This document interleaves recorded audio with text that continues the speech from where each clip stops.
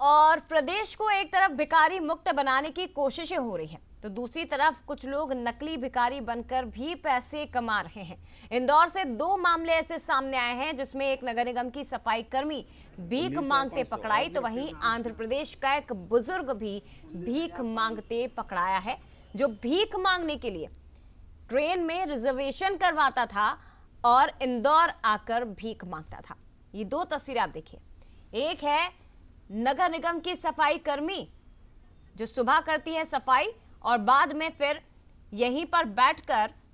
भीख मांगती नजर आई, और दूसरी तस्वीर आप देखिए, ये आंध्र प्रदेश का नकली भिखारी, ये आंध्र प्रदेश से यहां इंदौर आता है रिजर्वेशन करवाकर ट्रेन में, और इंदौर में आकर भीख मांगने का काम करता है। ये देखिए, तो जिन लोगों को, जिन पर आप दया करते हैं, आप सोचते हैं बेरोजगार, असहाय हैं, गरीब हैं, इन्हें आप जब मदद करते हैं तो उसके पीछे की एक और सच्चाई है, वो आप जरा देख लीजिए। सीधे रुक करते हैं, अखिलेश सैन हमारे साथ इस वक्त लाइव जुड़ गए हैं। अखिलेश, कुछ इस तरह की सच्चाई भी सामने आती है। आप और हम जब सड़कों पर निकलते हैं और उन गरीबों, असहायों को हम देखते हैं तो हमारा दिल वैसे ही पसीज जाता है, लेकिन उसके पीछे की कुछ ये सच्चाई भी निकलकर सामने आती है कि एक सफाई कर्मी है और दूसरा देखिए एक आंध्र प्रदेश का ऐसा भिखारी जो ट्रेन में रिजर्वेशन करवा कर आता है इंदौर में भीख मांगने के लिए।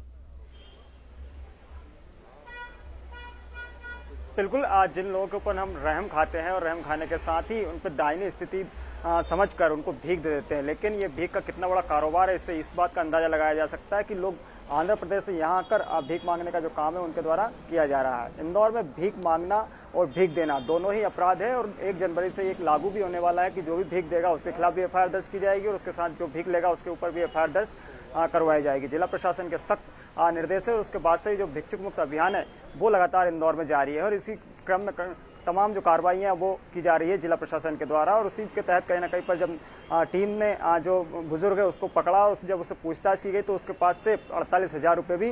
बरामद किए, और साथ ही उसके पास से जो रिजर्वेशन का जो टिकट है वो भी बरामद किया, और रिजर्वेशन का जो फॉर्म है वो भी बरामद किया। पूछताछ में उसने बताया कि वो आंध्र प्रदेश के कुर्नूल का रहने वाला है और अक्सर ट्रेन से इंदौर आकर जो भीख मांगने का काम है उसके द्वारा किया जाता है। उसे भी सेवाधाम आश्रम उज्जैन भेजा गया है, जहां पर उसका पुनर्वास का काम है जो वो किया जाएगा। लेकिन सबसे बड़ी बात यह कि नगर निगम कर्मचारी खुद भीख मांगते हुए दिखाई दी। जब टीम ने उसे पकड़ा तो वो पहले तो कहती दिखाई दी कि वो नगर निगम कर्मचारी आज ड्रेस पहन कर नहीं पहुंची, और उसके बाद जब वो 4 दिन काम पर नहीं आई तो जो CSI है, दरोगा है, उन्होंने जब इसकी तलाश की तो पता लगा कि ये सेवाधाम आश्रम उज्जैन में है। और उसके बाद जब भिक्षुक मुक्त अभियान की जो टीम है उससे पूछताछ की गई, उनसे बातचीत की गई, जिला प्रशासन के अधिकारियों से बातचीत की गई, और उसके बाद 7 दिन के बाद जो महिला है उसे सेवाधाम आश्रम से छोड़ा गया। तो दोनों ही मामले बड़े अजीब है कि जो नकली भिखारी है वो बनते हुए दिखाई दे रहे हैं, क्योंकि बड़ी तादाद में इन्हें भीख दी जाती है, लोग इनके ऊपर तरस खाते हैं और इसका ये फायदा उठाते हैं। यही कारण रहा कि इंदौर में भिक्षुक मुक्त अभियान के तहत एफआईआर दर्ज करने का जिला प्रशासन ने निर्णय लिया है। निश्चित तौर पर, और यही वजह है कि अब कड़ी कार्रवाई प्रशासन की ओर से की जाएगी। फिलहाल शुक्रिया आपका अखिलेश, तमाम जानकारी साझा करने के लिए बहुत धन्यवाद।